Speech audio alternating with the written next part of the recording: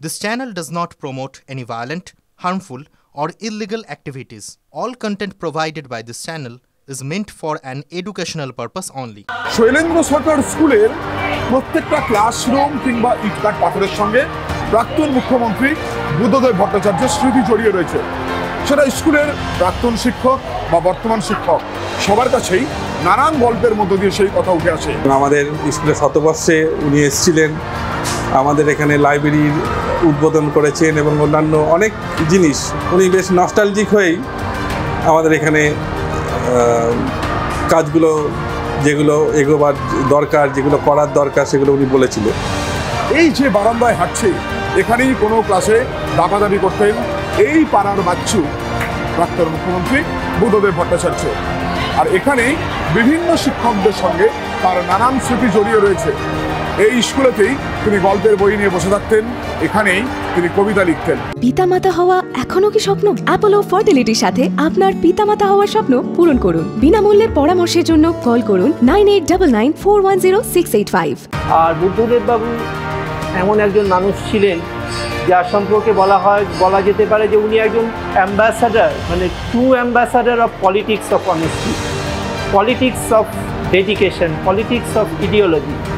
এই রকম একটা অন্ধকার সময়ে বুদ্ধদেব বাবুর মতন একজন উজ্জ্বল চরিত্রের, একজন উজ্জ্বল এবং যেটাকে স্পটলেস ক্যারেক্টার যেটাকে আমরা বলি, সেই রকম একজন মানুষ কিন্তু আমাদের রাজনীতিদের পক্ষে একটা অনুপ্রেরণা। আমরা বুদ্ধদেব বাবু অনেক কিছু তার গুণ ছিলেন। উনি এই স্কুলে পড়াশুনো করেছেন এবং এই স্কুলে উনি কিছুদিন পার্ট টাইম চাকরি মনে পড়ছে না হয়তো করেছিলেন বা করার জন্য উনি এসেওছিলেন, কিন্তু তারপর হয়তো উনি অন্যদিকে চলে গেলেন। বুদ্ধদেব ভট্টাচার্য এখানেই কোনো একটি নাটক লেখার কাজে হাত দিয়েছিলেন। প্রাক্তন মুখ্যমন্ত্রী এখানেই ডিবেট শিখেছিলেন, মানে বিতর্ক।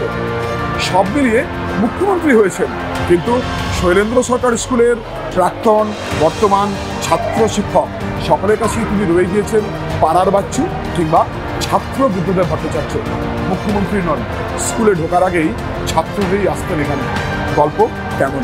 আমি অনেক আগে থেকে ঘোষণা করছি, রেড কার্পেট অভ্যর্থনা করে তাকে নিয়ে আসা হয়েছিল এখানে। তিনি শুনতে শুনতে আসছিলেন ঘোষণা।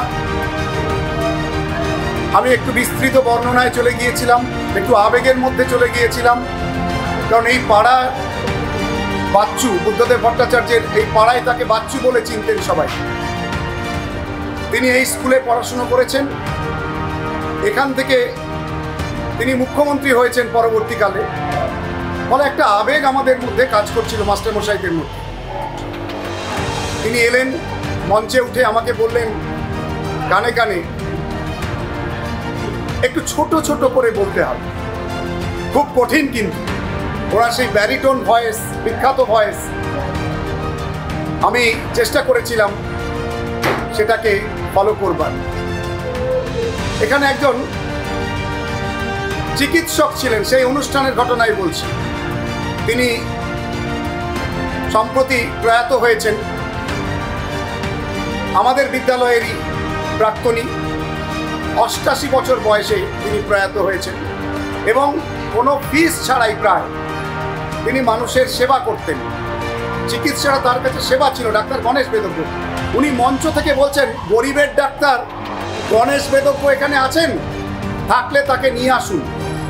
উনি একদম পেছনে বসেছিলেন, সেই মানুষটিকে তুলে এনে মঞ্চে তার পাশে বসানো হল। আমার আজকে এটা বলতে সত্যি আমি খুব গর্ব অনুভব করছি যে আমাদের বিদ্যালয়ের প্রাক্তন ছাত্র, তিনি মুখ্যমন্ত্রী হয়েছিলেন, কিন্তু তার পাটা ছিল কিন্তু মাটির কাছাকাছি। শৈলেন্দ্র সরকার স্কুল, সেখানে বিশিষ্ট মানুষজনরা যারা পড়াশোনা করেছেন তাদের তালিকা নেহাত কম নয়। সেটা বিজ্ঞানী অশোক সেন হোক, জাস্টিস শ্যামল সেন কিংবা বুদ্ধদেব ভট্টাচার্য যিনি প্রাক্তন মুখ্যমন্ত্রী, অসংখ্য নাম।